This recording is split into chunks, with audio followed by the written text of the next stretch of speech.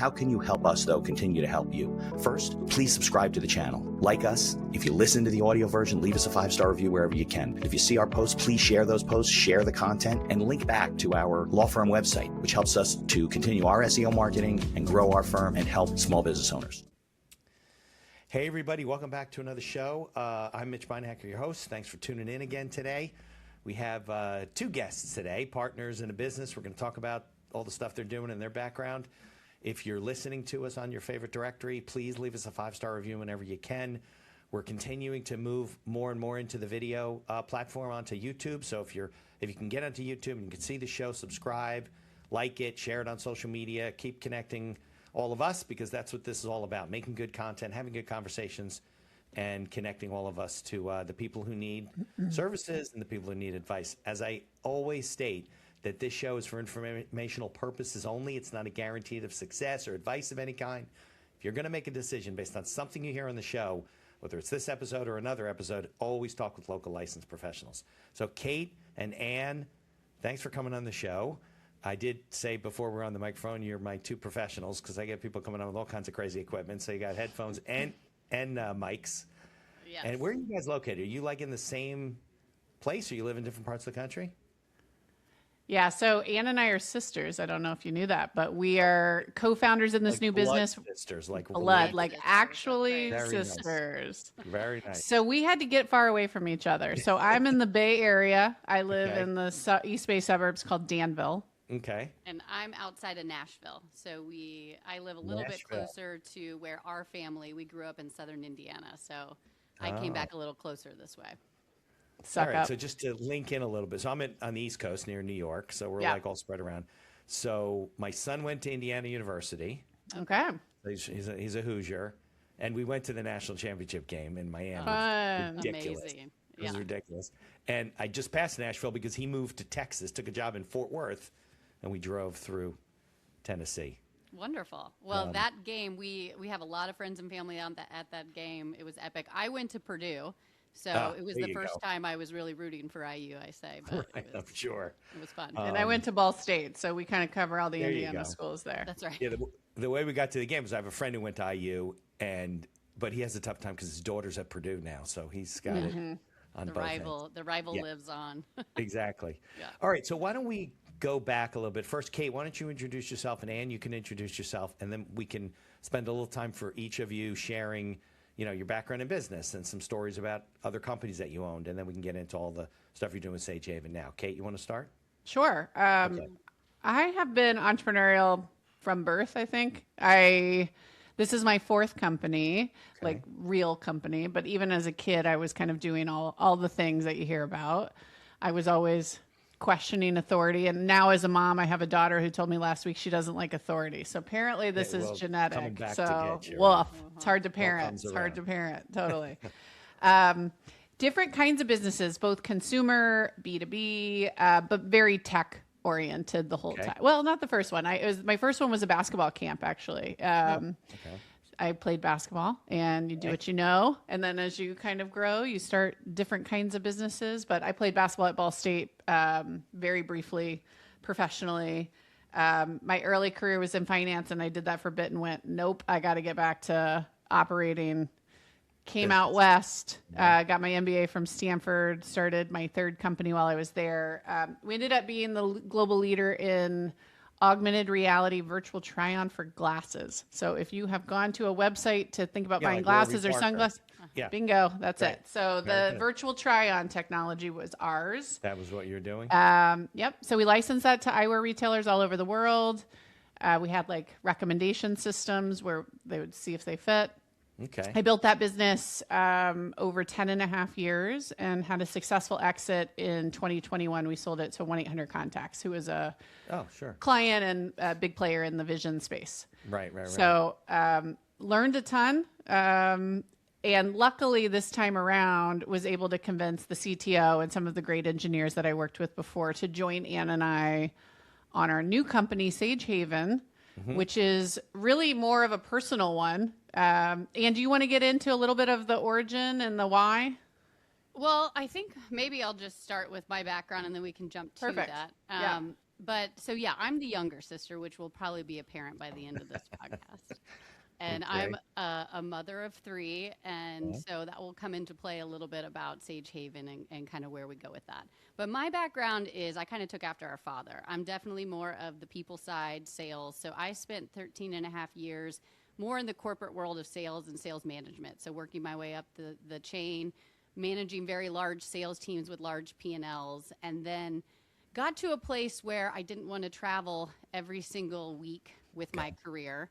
Yeah. Starting to have a family. And so I kind of pivoted, and I saw a lot of the startup tech that Kate had done and decided to kind of go over to the startup side. I really was intrigued by it. So I started working for a SaaS startup tech company out of New York City, and that allowed me to actually move my family to Nashville from LA, where we were, and work remote and kind of build a sales team there, and really got the bug for entrepreneurship myself. And having seen Kate and all the success she had, I knew we had kind of worked, we always joke, we had a fun, like, design company on the side, always like a little side hustle. And we knew we wanted to work together in a much bigger way. So the stars aligned. When Kate was exiting, I was also looking to kind of pivot from what I was doing in the sales leadership role at a startup to doing something on my own. And we just said, I think the time is right.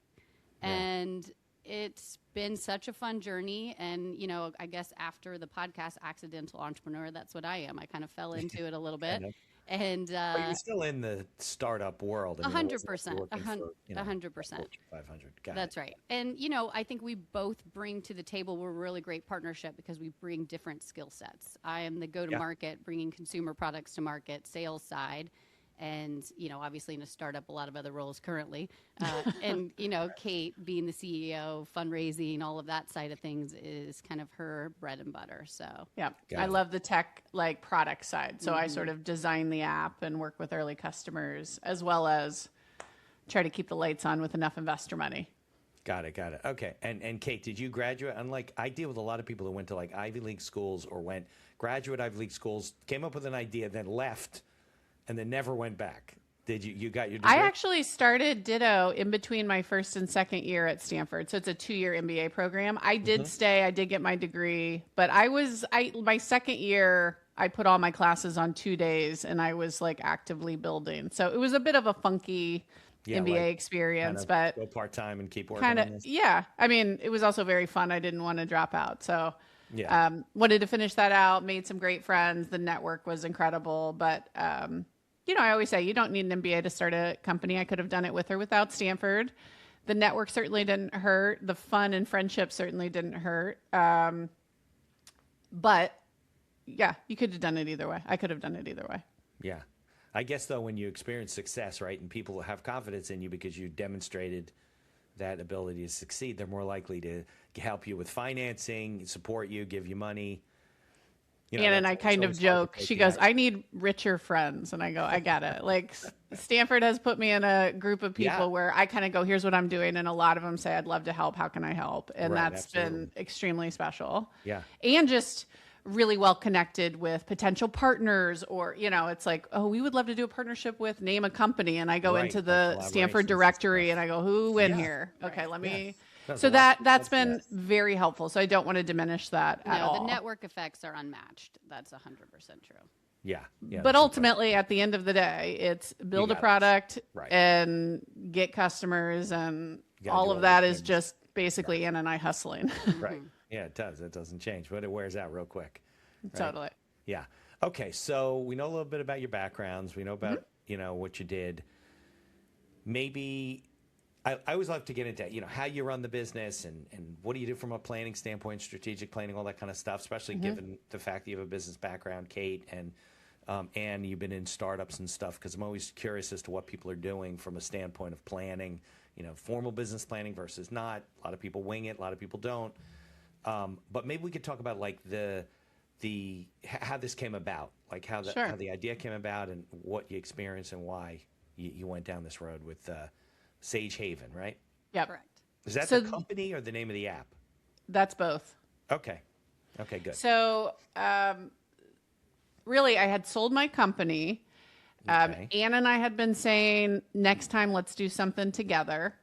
Okay. And then give me something, time frame, like how long ago was this? this was in 2022, where we started talking about it. And then we actually legally formed the business in 2023, August of 23. So we've been at it for, 2.5 years here. Sure. And I do believe deeply in, you got to do so much groundwork to like make sure you deeply believe it's a good idea. Yeah. I mean, people These don't do things- it. It improves your chances of success. Tremendously. Or finding out sooner that it shouldn't be a business before Exactly. you spend 3 years of your life. Yeah. Exactly. So I think I needed a little time to recharge after what ended up being an almost 12-year startup experience. I was a bit fried out. So I took a little time off. Okay. But in Anne and I's personal life, we have a teen family member who was going through a really hard period of time with online bullying and harmful online content resulting in a really serious mental health crisis. So we were supporting this like a loving family member. And Anne and I are both moms now. So I have a 9-year-old and 7-year-old. Anne's are 9, 7, and 3. She was brave enough to go for the third. I was not. But we are living this also, which is sort of just an interest in kids, tech, and mental health. And I think seeing our family members' experience, we went, whoa, how does this happen in such a good family? And like, what dynamics are at play in our society right now where this is happening en masse? Yeah. And that kind of put an interest on it. So then we just said, we don't know if there's anything here yet, but this area feels really personally relevant. And like, man, I feel motivated about this. No, I so have 3 kids. They're older. I think the whole area is out of control. Like it's really scary. control. Yeah.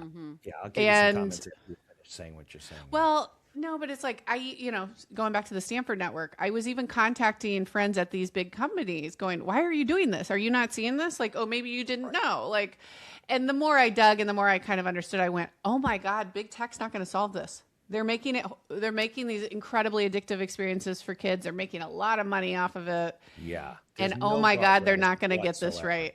I They're know. not going to get this right. They're making everything harder. Like, so we didn't know what it was going to be, but we did say, gosh, there's something Like something here. wrong here. Yeah. Something really wrong. Right. And I think a lot of parents who are like going, whoa, I'm ready to do something Right. different. But you didn't know what you were going to be able to We do. didn't know yet. Not yet. And we took the first year to really interview over 500 parents and kids and really trying to understand the problems in each household. What was going on? Where did it start from? And what bubbled to the surface was it all starts with messaging. We hear so much about social media being toxic, which it is. But where it started was kids being addicted to the iPads and toxic YouTube, but then group chat was really the issue. Messaging and group chat. And we started to identify it is happening a lot earlier than we thought. So we identified 4th and 5th grade as when most people were either getting phones or using devices to start messaging with friends. And those messages through a class chat were turning into group chats. And that is where it started to go off the rails. And so many households dealt with something as severe as we did with our family member, all the way down to just really, trying to figure out how to not get their kids to be bullied out. Right. Bullying is not a new concept. We always say that. No, It's but been around. It's till the end. harder to do in person. People do things Exactly. online and through an email or through a text message that when you look at it, you're like, what are you doing? Like your brain just like types this thing out and you press send. Right. And it's out there, Well, Yeah. and on the flip side, too, we also heard a lot of parents say they're nervous that their kids would say something. Not Yeah. necessarily Oh, yeah, severe absolutely. bullying, but there were Or so send many a things. picture Yes, or and It's happened in my neighborhood, police showing up, parents calling me, can they take my son's phone? All that kind of stuff. Yeah. Yeah. well, and a lot of times parents have some parental controls set up at home, but the kids are accessing inappropriate stuff through the group chat. So that wasn't being caught by parental controls. And it's everything from porn to racist YouTube videos to just stuff that's just not age appropriate levels of violence and all sorts of stuff coming, and our kids are consuming that. years before they would have in the old world order, which is like, I don't think we have kind of a Midwest vibe. We're not like tech abstinent, but we're also like, whoa, this is too much. Like, what's the right balance for busy modern families? Right. Well, and tech abstinence is what you hear so much of the solution to be right now, right? And I don't think that that's realistic. It's not. And we heard so many stories of why. Divorced households, they want two devices to be able to communicate with their kids, for obvious reasons. Right. A single working mother needs a little bit of tech in her life to be able to do everything she's going to do and keep her kids distracted. Yeah. There were so many heartfelt stories of why they would give their kids more tech. Well, and even me, like I gave my 9.5-year-old a smartwatch because she was ready for more independence in the real world. She wanted to walk home from school. She wanted to go to the park. Sure. Mm-hmm. And so this is the call me in case of emergency watch. My kids are in their 20s and they're on Find Me. Like the two girls are in Spain right now visiting her friends abroad. Right. I can pull up right now and see what street they're walking down in Madrid. I mean, well, and once they start getting into the activities, the family logistics, I mean, for busy families, it's like, oh, dad's going to pick you up, or, oh gosh, I planned a play date because something came up, but those kinds of things, that's everybody. That's life. Yeah. So it makes sense why families introduce it. And like Anne said, it also is the source of inappropriate content, online bullying, and also I call it addiction to the phone, but these apps are designed for adults. So let's just take iMessage or Google Message, which is what the kids primarily use today at that age. Yeah. But it notifies you for every emoji response. I mean, it's like ping, ping, ping, ping, ping. And the kids go, oh, but it's like you start foaming at the mouth, checking your watch and your iPad like a fiend. That's dopamine. And it teaches kids god-awful behavior at a very young age. So we just started with a question, which is like, okay, it's very clear from these deep levels of interviews with parents, kids, and experts that we have a huge problem here. What does good look like? What's the dream solution for our families? And then we created a kid advisory board, parent, mom advisory board. But we just started brainstorm, like having them dream about like, what do they really want? What would good look like here? Can we create this new cohort of kids that actually has a healthy relationship with tech and each other and is learning in a dynamic way how to use these tools correctly or healthy, moderate usage? Yeah. What do parents need? And I think one of the real insights from these interviews was over 70% of the parents for this age group. So we're really looking at sort of 8 to 12. We call them tweens, but it's like they're not teenagers yet. These are 3rd through 6th graders. Half of elementary school, basically. Pretty much. Middle school, right? Very early middle school. But it's like, for this age group, the parents already have a social contract that's like, hey, I'm going to check your devices. I'm going to grab your iPad. Right. I'm going to scroll back. I want to make sure you're safe. Yeah. So the contract with the kids is already there. The intent is certainly there. These poor moms are multiple times a week spending a bunch of time retroactively scrolling back. It's just incredibly time consuming, clunky, and like yet another burden and guilt of like, if you haven't done it in a couple of days, like another thing to do. Right.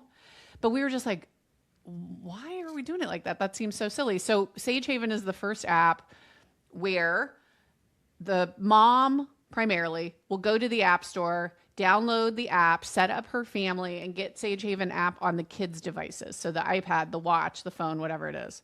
And then from the parent device, and even, can add other spouses or guardians to help part of your family account. But then the adults on that family account can supervise from their own phone with AI alerts and recaps. So it's actually easy. So now it's like a monitoring system to allow them to monitor what all the kids are doing. Because they're obviously not going to go tell all their friends to join Sagehaven and text through Sagehaven. Like, that's not going to happen. Well, here's what we did. So kids use Sagehaven app to message.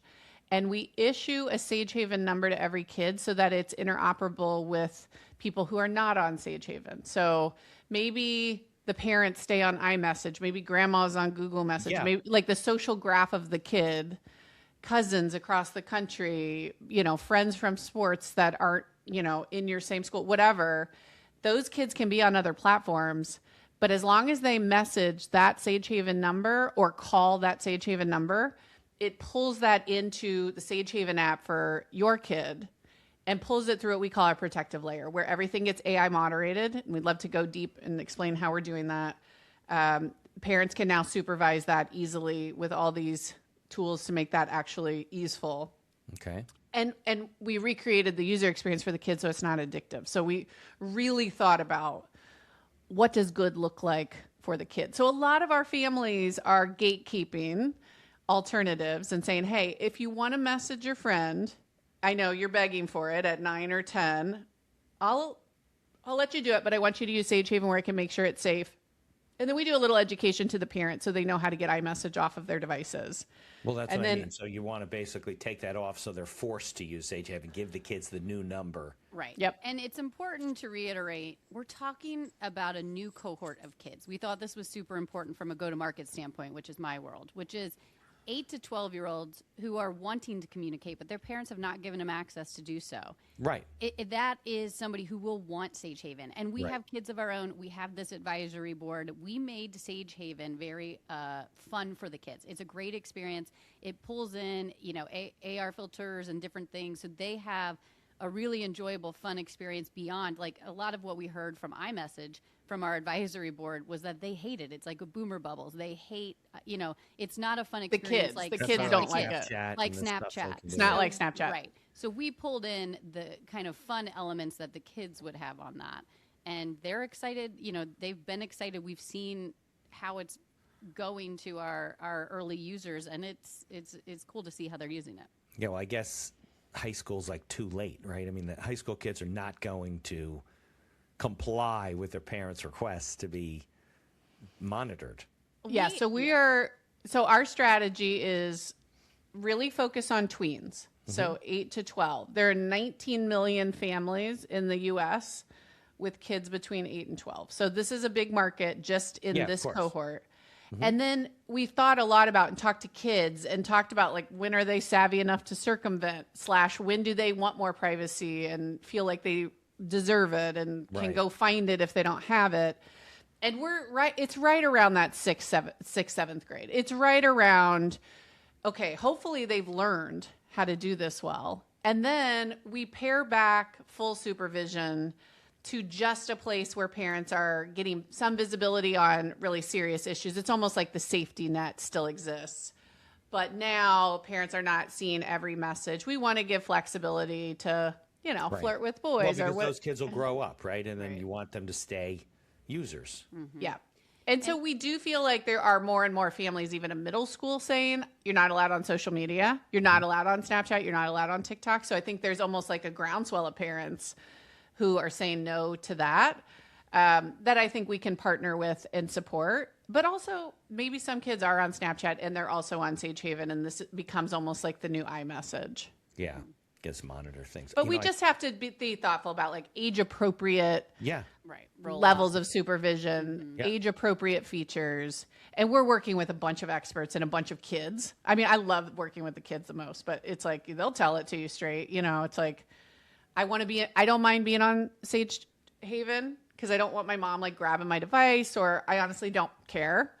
But I want to make sure it looks invisible on the other end. So no one else would know if I was on that or whatever else. So for the older kids, I think we've thought a lot about like how to make this make sense for them. I think I don't mean to interrupt, Jen. I think one of the problems, so I was at my youngest daughter, she's 20, right? She's older than your kids.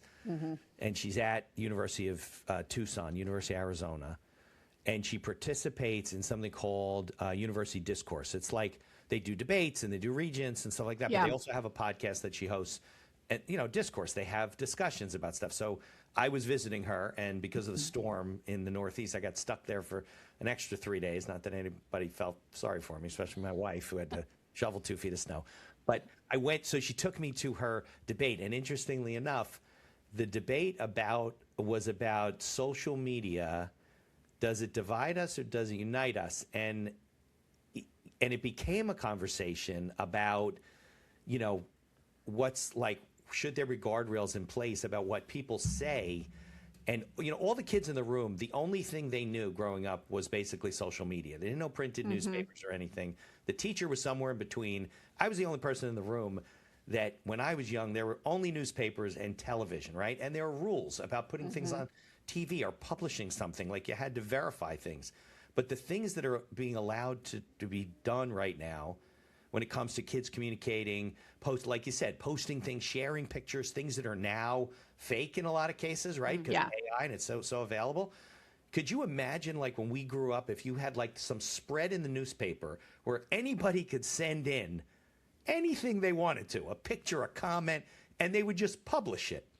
Like, that is, like, it's absurd to us. And that's exactly what's happening to these kids, especially in the tween ages, because they don't know any better, right? One person gets a hold of something, sends it to his friend, and then he forwards it to his 3 other friends. They think it's funny, and then it's out of control. And I think you made a comment before, I don't remember if it was Anne or Kate, about the companies have to be more responsible with what they do, whether it's a messaging app or a social media platform, or a combination there too, right?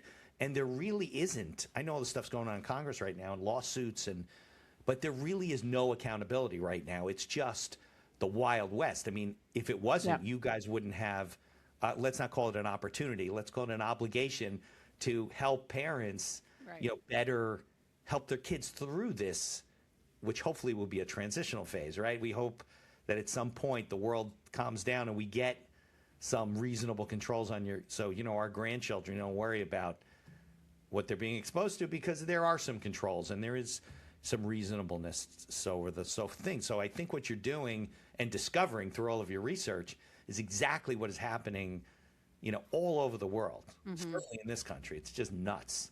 100%. So we are advocates. I personally am extremely passionate about new legislation to keep kids safe online through a variety of things like age verification rules. And I'd love to see a social media age ban at least to 13, if not 15 or 16, like they've done in Australia and a bunch of European countries. And then on the AI side, there is a bunch of guardrails that need to go in place for AI for minors immediately. And I am very fearful that OpenAI is about to launch adult mode, which is porn, without having parental controls locked up. Their parental controls are a joke. Are you 18, right? Is that basically it? Yeah. You age gate. Are you old enough? Right. And then if you have parental controls set up, how do you get around that? You log out. It's like, give me a break. Like, they just I've been outspoken on this, but it's like, there are some basic things that I have outlined in a couple articles and it's been published here, but it's like, maybe we can link them in the show notes, but it's like, there are some really specific guardrails to keep kids safe online that would go a long way. Yeah. And the tech companies are not going to do this themselves. Like, they've already proven this. They've known it's been toxic. They make way too much money off kids. They have shareholders to report to. They don't care about the users. They do not. They've proven they don't care. The parental controls coming out now are just like Band-Aids. They're patch overs because of all of the accommodations to the pressure that they're getting from Congress and from other watchers. And they're the bare minimum, and they're terrible. They're hard to use. So it's like, anyways, I believe fundamentally the world will only shift if incentives shift. And you cannot have an ad-based business model like a social media one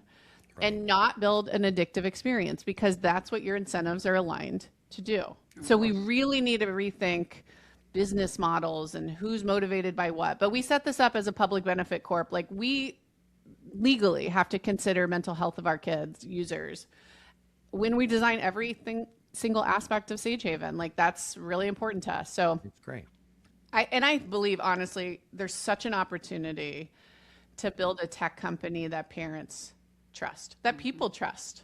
Yeah. There's just a real gap of that right now. So hopefully, tween messaging is really just the tip of the iceberg in terms of how ambitious Anne and I are about what this could become, and all the ways that we can take that and turn it into a safer internet for kids, and then grow with those kids and build really what would a trusted, great online experience that wasn't trying to make me addicted look like. Right.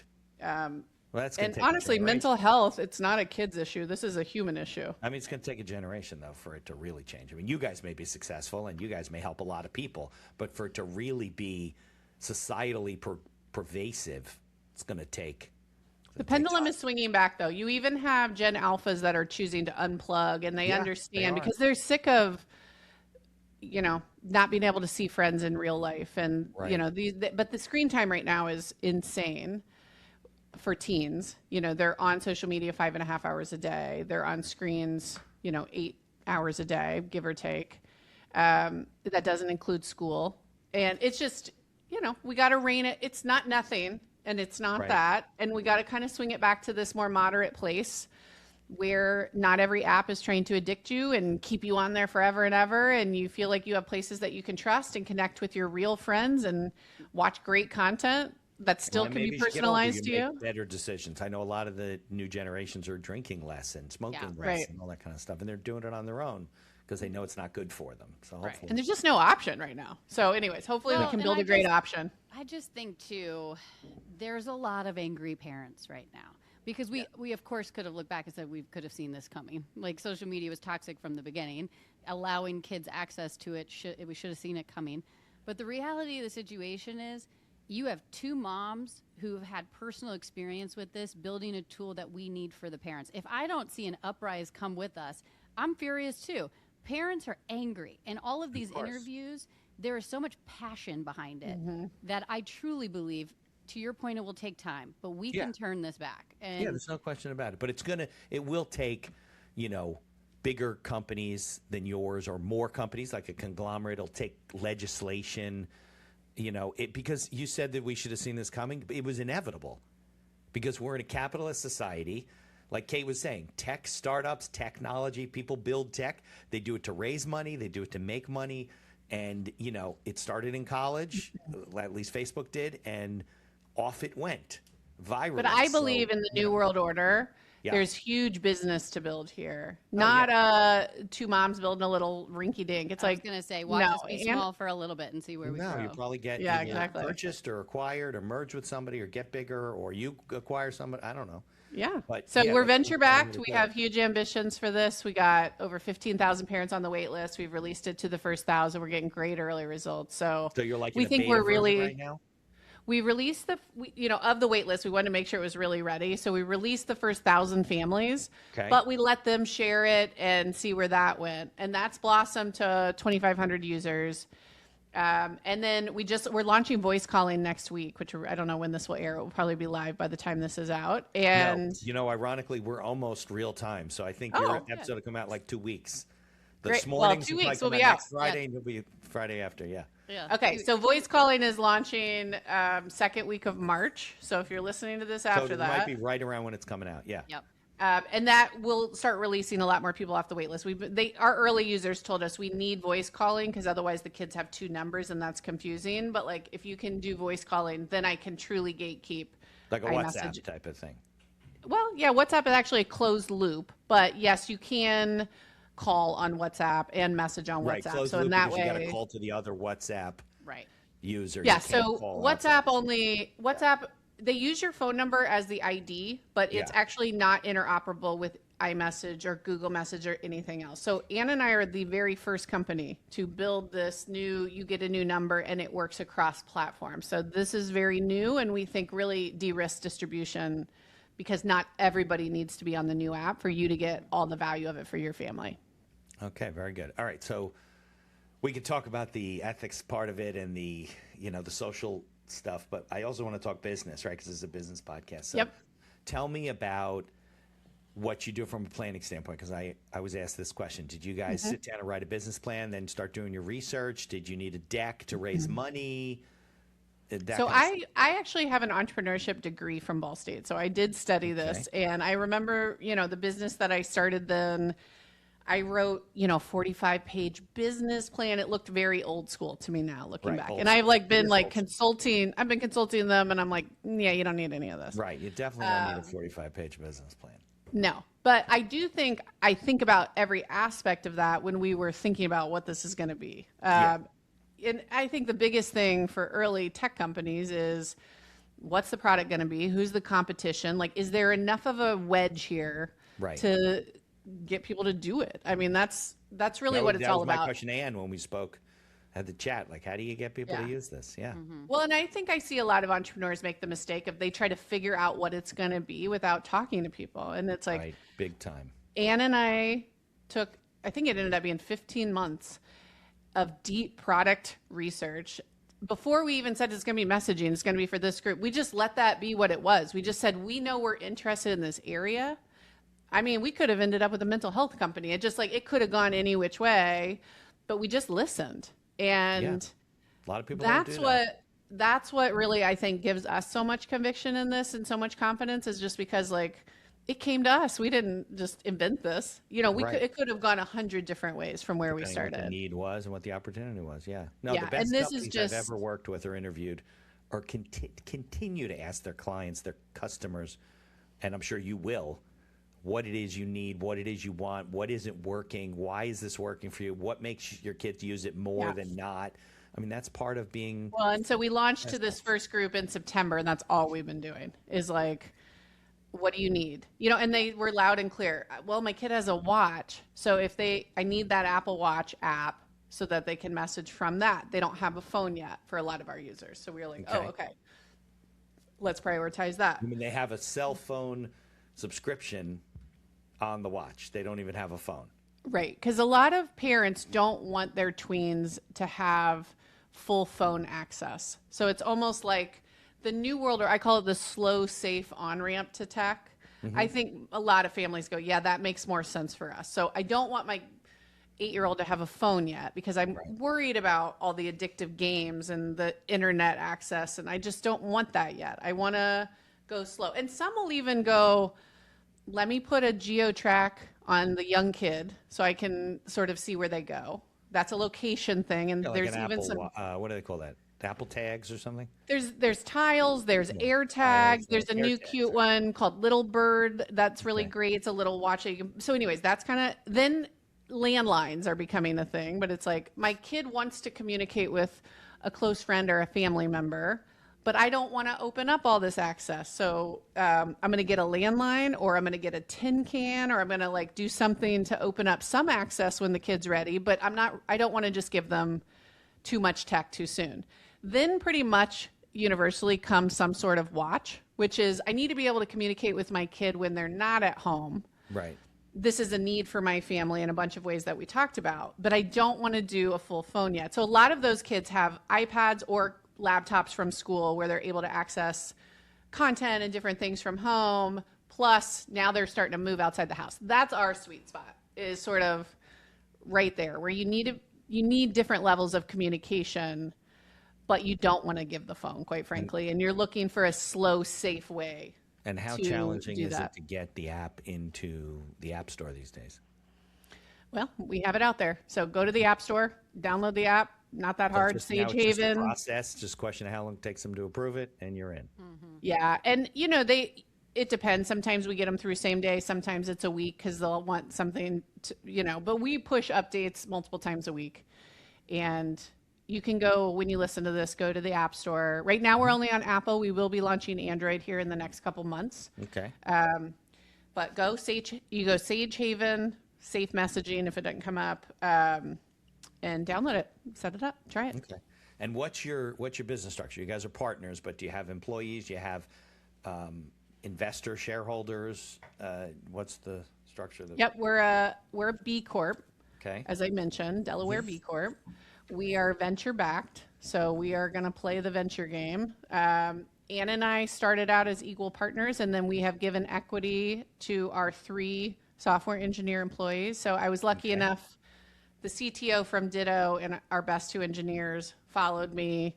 And so we have a team of 5 right now, full time, 3 developing it, me sort of running product, and Anne doing like 15 other jobs. Jack of all trades, business, the catch-all. There's more of those jobs, though. That's right. Well, and go-to-market is so critical to this business, which Anne is really doing. And she's done an amazing job building a community of parents even before we launched and getting so many parents on the wait list. So it's been really fun to do it with her. But we'll continue to raise money until we're profitable. This podcast is brought to you by our affiliate sponsor, iEmployee. iEmployee is a virtual assistant service that hires almost anyone for any role in your company right out of the Philippines. Most roles range from $7 to $9 an hour for highly skilled and experienced VAs. And whether you need an executive assistant, social media manager, video editor, customer service, sales, you name it, they have it. We use iEmployee for our VA services, from editing and promoting the podcast to all the PR and promotion of our law firm. iEmployee acts as a virtual field supervisor on the back end with live video monitoring and reports on a daily basis with screenshots of your VA's workday, and along with complete HR and payroll duties. No more paying for overpriced and underqualified workers. There's a link in the show notes to get a 1-week free trial, and I encourage you to take advantage of it. Maybe you're getting your calendaring from one software and you're invoicing from another. Evenoo is a platform that we use as one of our sponsors to run our entire business. And there's other features like auto payments and integrations with QuickBooks. Visit evenoo.com, EVONUE.com to learn more. There's also a link in the show notes. And be sure to tell them that the Accidental Entrepreneur referred you. And we're launching monetization soon and different things. And we're launching some fun partnerships, which we can't announce yet, but that should hopefully be a clever way to scale cost effectively with the right partners. And so lots of balls in the air right now. It should be a fun year. Do you have, what was the question I was just going to ask you? Do you have, I don't remember. And were you going to say something? No, I was it something towards fundraising though? Did you still have questions on that? Yeah, probably something towards fundraising. I was going to ask you, I forget what the question was. You said that you have your business structure and, I know what I was going to ask you. How much of the company were you able to keep through venture capital? Like, do they want 80%? I mean, I think people want to know in general. People think like you get venture backed and you keep like 10% each, and then they take the rest of the company. Is that not the case? Well, if you do the Shark Tank deals, they're that bad, those are which really is bad. Yeah, really bad deals. yeah. No, we raised $3 million and we gave up less than a third of the company to do that. So Okay, all right. So I remember what I was going to ask you. What is the model from a pricing standpoint? Do the parents have to pay a subscription fee per kid? Is it back some other way? So we did a lot of work to figure out before we even started this, like, are parents willing to pay? Is this a big enough problem where they would pay? Right. And we got confidence on that question through a bunch of not just surveys and not just interviews, but running some tests and looking at who else is in the space and what parents are paying for today. So we know that there's a big enough pain here that there is willingness to pay. And we don't have all the hardened answers of exactly how it will work yet. What's going to happen here is once we start having more kept parents who can say it's only on Sagehaven, then we'll get a really good understanding of, okay, how many messages and voice minutes are we talking about for each kid per month? What are our hard costs? Which is certainly one consideration when you're figuring out your model. I refuse to build a company that works on ads because again, going back to my whole manifesto on incentive alignment, no. There's all sorts of freemium ways we could do this where maybe it's free Sagehaven to Sagehaven, and then to unlock interoperable, it's paid. Or probably where we'll start is you get a bunch of interoperable messages and voice minutes. And then if you go over that, if you're a heavy user, then you'll end up paying. And then I do think, too, through partnerships, we likely will get paid through our partner who want to bundle the premium experience of Sagehaven with what they're doing. So it could end up being primarily through these partnerships. So we will be, again, I'm sort of like, I don't pretend that I, even in my experience, know the answer. So what we do is we A/B test the heck out of this and try a bunch of different stuff and work closely with our advisors and our, the parents and all the different constituents and figure out what makes sense. But you got to know your costs and you got to come up with something that all really makes sense. And I think really Q2, Q3 of this year will be us doing that and really getting that figured out. Because you're a tech company, are you able to operate virtually? Like you don't need an office. Everybody's in a different location. 2 of you are different locations, right? Yeah. So we have 5 employees in 5 cities. Okay. All right. And I think part of why that works is I worked with 4 of them before. So these are people I deeply know and trust, and I know them. I know their families. I trust them tremendously. They're hard workers. They're self-starters. We have no this stage is kind of lovely because we have no management yet.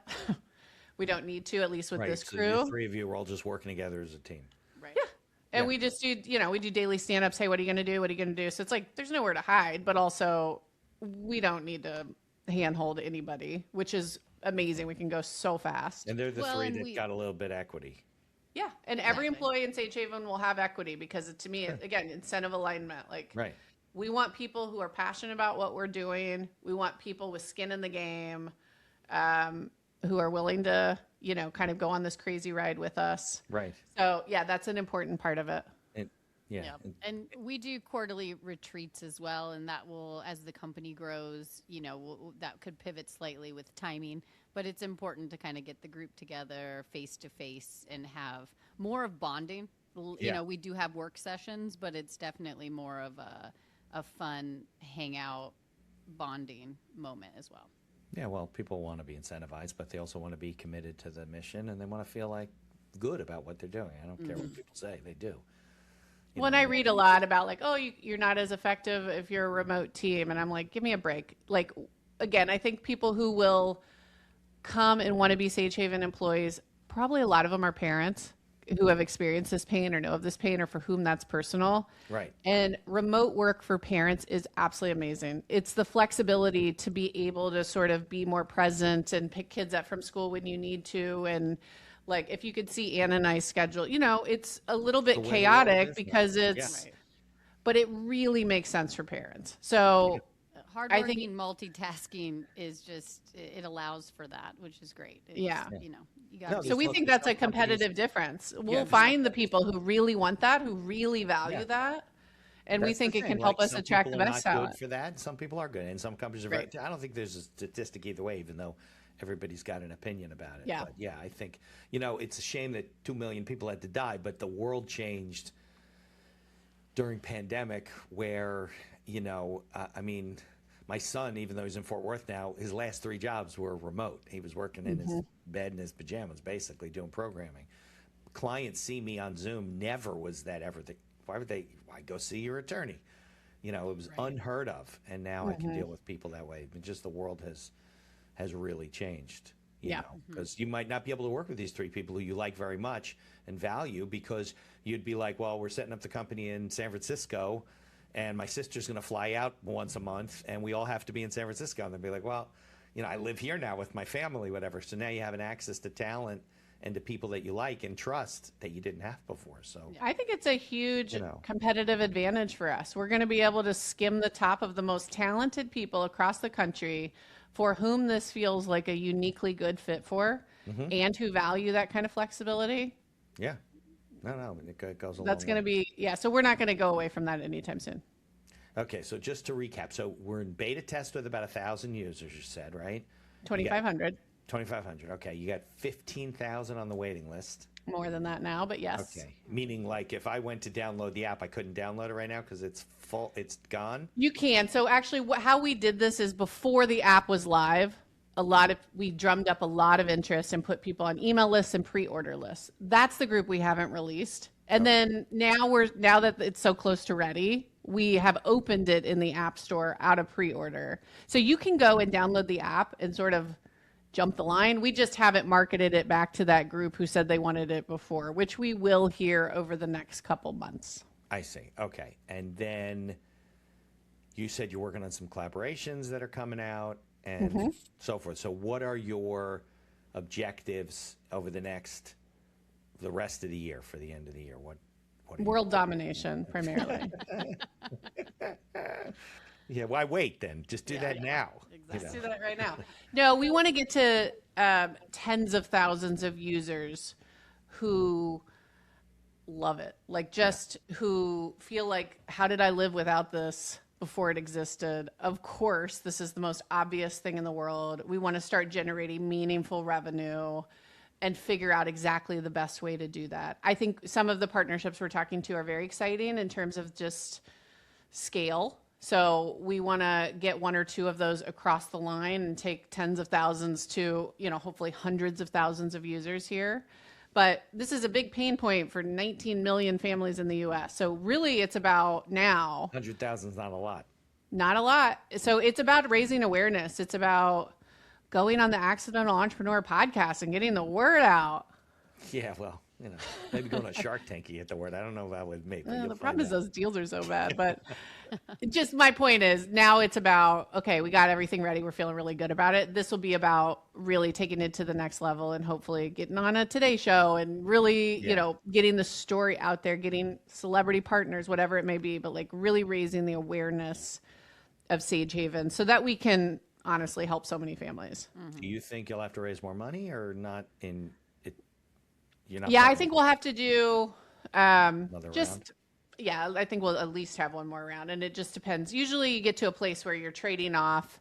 I can get profitable if I go at this pace, and if I raise, I could go at this pace, and what makes more sense there. But we'll need at least another round, like without a doubt, to get enough revenue to be profitable.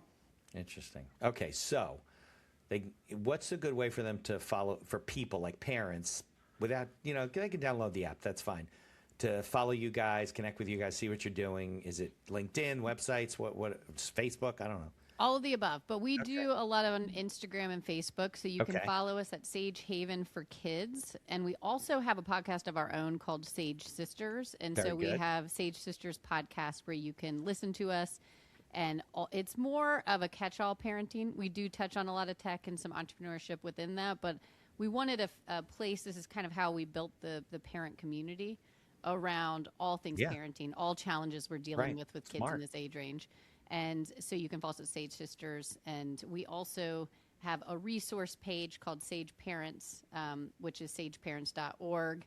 And that is where we co-authored a kids in tech guidebook to teach you how to do some of those parental controls. There's a lot of how-to videos. And so check us out on socials and follow us. And hopefully we can link them in the show notes and they can find Yeah, this we'll put easily. show notes and links. Okay, Definitely get that to us. All right, so last bit of advice. If somebody was listening carefully, they probably would have picked up on the advice already, because some of the stuff you've said mirrors like everything that I tell people about, business planning and all that kind of stuff. But what are the one or two things that you would tell people if they're looking to get a business started, maybe a more generic response, that challenges of doing that and advice? You can each go. You go first, Kate. I always say hit the streets, but it's like do the effort to go talk to people, listen to people, watch people, observe people. Like, do not build in a vacuum and think you figured something out. Before you do anything, right? Before you do anything. And at every step along the way, at every step along the way, like we prototype something and we give feedback on it. So I think that way of thinking is different than at least how a lot of people, who ask me for advice, they say, okay, well, what kind of market research did you do? I didn't do much. It's like, okay. Yeah. You don't want to be the store where somebody walks in and your best friend says, oh, I just saw that for sale at that other store. You're like, what? Yeah. Like you don't even know. Right. Yeah, hit the streets. Okay. And mine would be kind of find a trusted partner. Whether we're co-founders here, you don't necessarily need a co-founder, but whether it be the people you're bringing on your team, we alluded to this. Trusted partners are key, and people who really believe in what you're doing. Because if they believe in what you're doing, obviously you try to align incentives as well. But the point is, they feel so passionate about it, they're really going to get to work and work with you in a fun way. So. Right. Well, especially since you have a virtual company, so it's not like you can really supervise people. They have to be self-starters, trustworthy, managing their time. If they're going to get their kids from school, they work after. Totally. I think in the virtual world, as a little aside, I think we work harder than we used to work because For sure. people expect us to work 24 hours a day. I get emails from clients at the weirdest times. I get emails from title companies. We're doing a transaction on 10:45 on a Friday night. There's no way this person works. They don't own the company. I know they don't. What are they doing? It's just crazy. So we just manage it within our own lives. Well, I think I'll leave it there. Kate, Anne, I can't thank you enough. My kids are grown. I've seen what they go through and what they've been through and how it's evolved. And I have a lot of respect for what you're doing, and I cheering you on that you can make it. And I sure hope that you're not the one of the one, but you're the one of many that starts to change things that we are just really just out of control. I mean, it's just, Yeah. we're just lost. Adults. Well, I will say too, teenagers. like to be able to work this time around on something that's so personal that I care this much about, that's so a tool for my own family, to do it with my sister. Like this Yeah. one feels really all special. the right elements. So just, you know, if people are thinking about starting a company and they're listening, part of it is like, what is true in your gut of something that feels so motivating? Because I don't care who you are. I don't care how much success you've had in the past. You're going to get so many no's and rejections. is And it's hard. like, you have to have that reserve of, I'm building something the world needs. And like every time I hear a no, I just go talk to a mom and I'm like, okay, it just like fuels the tank. But like find that thing. And I think this for Anne and myself is worth fighting for. And that feels so energizing. And, you know, I've got skin as thick as a rhino at this point with all the no's. It's like, whatever. Like we know who this is for. You may or may not be part of that or understand that, but we know who this is for. And we have a lot of conviction Well, for that. maybe it's more of a how, and we definitely know it's not an if. So Right. it's more of a how. How Yep. do you make the change? How do you make this viable? How do you make it right for the kids? You know, all Yep. those kind of things. So, all right. Exactly. I can't Well- thank Cool. you enough. Yep. Thank you for the convo. This was fun. Thanks for having us on. I appreciate it very much. Thanks, Mitch. You're welcome. In addition to being a podcast host, I'm also a small business attorney, mostly providing legal services in New York and New Jersey. With over 3 decades of experience, we can handle most transactional issues. So if you're watching the show and you encounter some sort of legal issue, reach out to us and visit our website, mindhackerlaw.com. Thanks for tuning into the show and for continuing to support us.